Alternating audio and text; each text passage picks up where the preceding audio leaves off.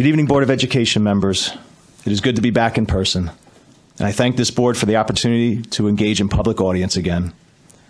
We are on the precipice of an important decision. The state school mask mandate will soon be ending.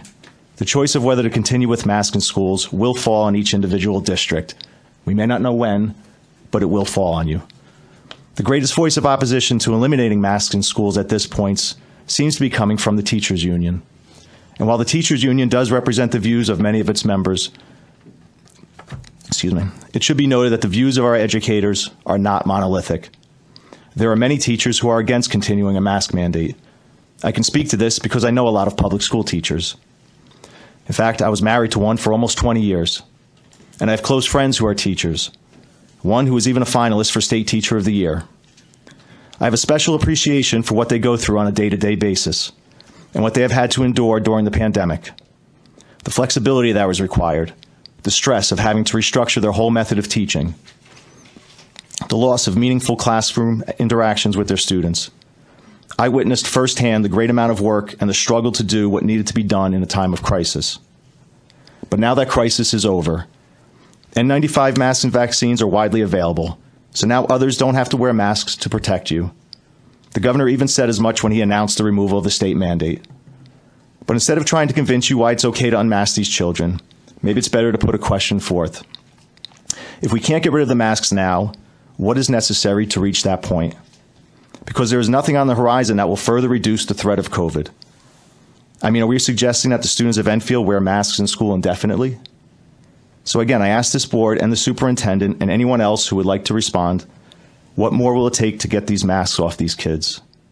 It is already widely acknowledged that the vaccines don't prevent transmission, so vaccinating children won't make a difference. What is it then? Or are you really thinking about keeping these kids in masks forever? How brutal that truly would be. In my experience with teachers, I have found them for the most part to be kind and compassionate.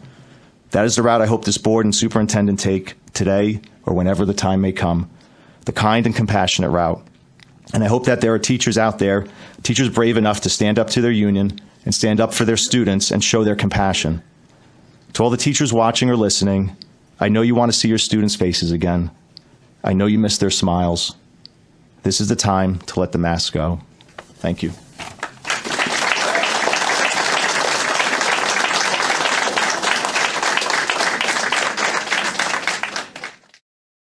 Hi, my name is Matt Schmidt. I'm part of a group of residents here in Enfield, Connecticut, who have been challenging our local Board of Education on a number of issues, the most recent of which is the pizza assignment, which you may have heard about. We've become aware that people outside of our group may be directing their anger at teachers because of this pizza assignment. We do not agree with attacking teachers. This is not where the problem nor the solution lies. Teachers of Enfield are an asset to our students, to our parents, and to our town. They should be treated as such. The issues we face are with policy, not with people. Teachers need our support. One of the best ways to support them is by making sure the Board of Education policies and curriculum do not put them in these types of situations. Enfield teachers deserve better. Our town deserves better.